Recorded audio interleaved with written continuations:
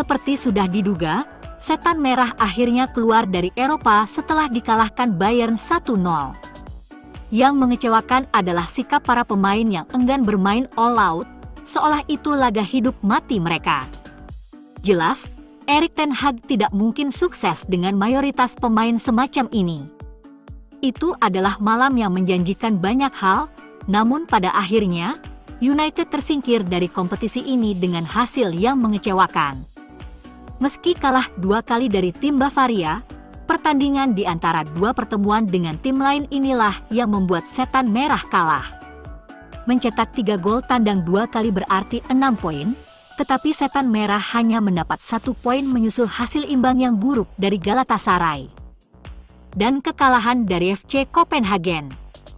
Tim Denmarklah yang lolos ke babak berikutnya kompetisi ini dan United berada di posisi terbawah, yang berarti tidak akan ada lagi sepak bola Eropa bagi Setan Merah setelah pergantian tahun.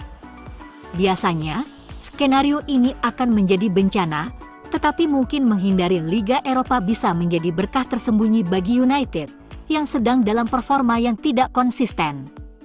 Selama paruh kedua musim lalu, karena kinerja United di 4 kompetisi, tim asuhan Erik ten Hag memiliki banyak pertandingan yang harus dihadapi. Biasanya ada 3 pertandingan dalam seminggu yang harus dimainkan oleh Setan Merah. Dan Adil mengatakan tim Ten Hag sudah mencapai batasannya. Masalahnya adalah sejumlah laga sudah melampaui batas kemampuan para pemain. Sulit mengajarkan metodenya kepada para pemainnya, pasti akan membuatnya frustrasi. Dan inilah yang mungkin menjadi alasan mengapa Setan Merah kesulitan akhir-akhir ini.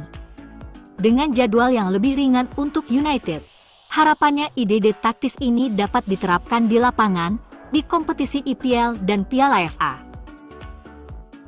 Di Manchester United tidak hanya hujan, melainkan turun dengan deras. Dan seperti atap Old Trafford mereka yang bocor, tim asuhan Erik ten Hag menyerah melawan Bayern Munich saat mereka tersingkir dari Liga Champions dan Eropa. Kingsley Coman mencetak satu-satunya gol dalam pertandingan itu dalam kemenangan 1-0 untuk tim Bavaria itu dan membawa Setan Merah ke posisi terbawah di grup A. Pemain nyaris tidak memberikan peluang apapun ke depan, dengan tuan rumah hanya memaksa 1 penyelamatan dari kiper Bayern, Manuel Neuer. Kini mereka sudah mengalami 7 kekalahan di Theatre of Dreams pada musim ini.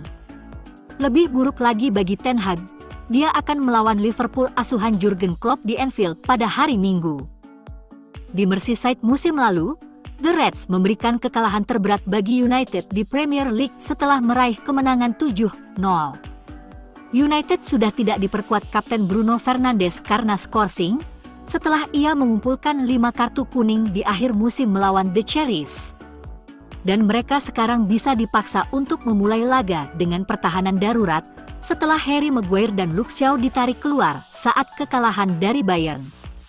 Maguire tertatih-tatih sesaat sebelum jeda karena diduga mengalami cedera pangkal paha, dan mantan bintang Leicester itu tidak dapat melanjutkan pertandingan setelah menerima perawatan medis. Sementara Shaw digantikan Aaron Wan-Bissaka jelang babak kedua karena kemungkinan cedera hamstring. Victor Lindelof masih diragukan tampil karena cedera yang dialaminya saat menang 2-0 atas Chelsea pekan lalu.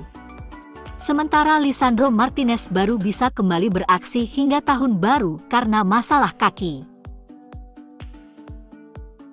Mayoritas penggila bola sudah memprediksi bahwa MU akan tersingkir dari Liga Champions oleh Bayern Munich pada hari Selasa, dan Erik ten Hag sekali lagi harus menjelaskan kegagalan skuadnya. Pada malam itu, Setan Merah kompak dan ulet tetapi permainan mereka tidak memiliki kualitas yang nyata, dan mereka benar-benar impoten dan tak berdaya sebagai kekuatan menyerang.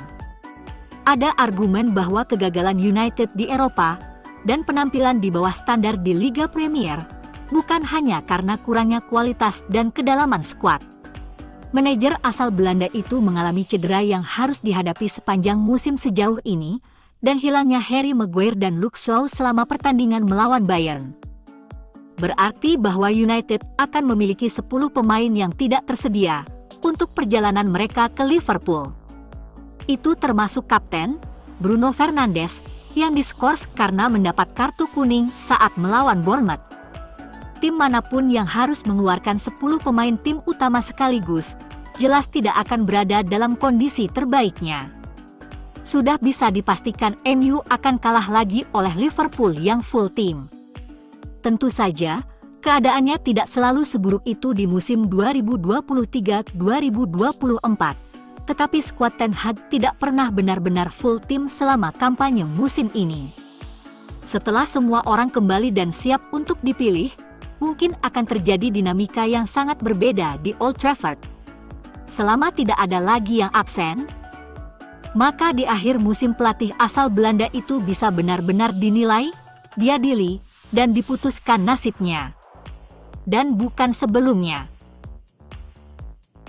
Girona unggul 2 poin di puncak klasemen dengan hanya 3 pertandingan tersisa hingga pertengahan La Liga, dan meskipun mereka tidak terlalu maju, mereka juga tidak membatasi ambisi mereka.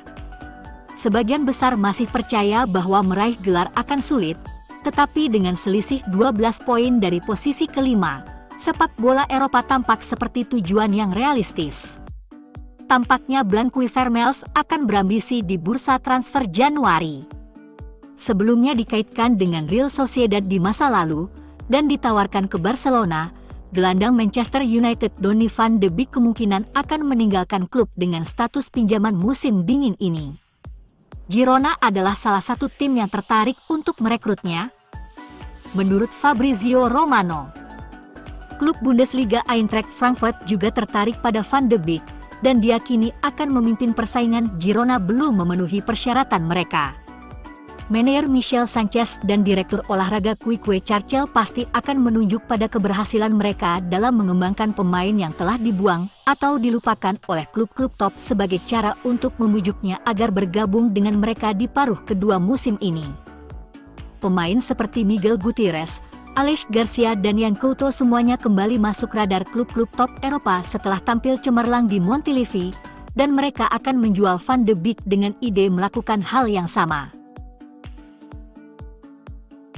Dominic Solanke menikmati musim yang luar biasa bersama Bournemouth.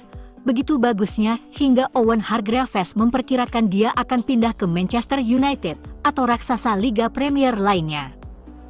Pemain berusia 26 tahun ini sedang dalam performa bagus.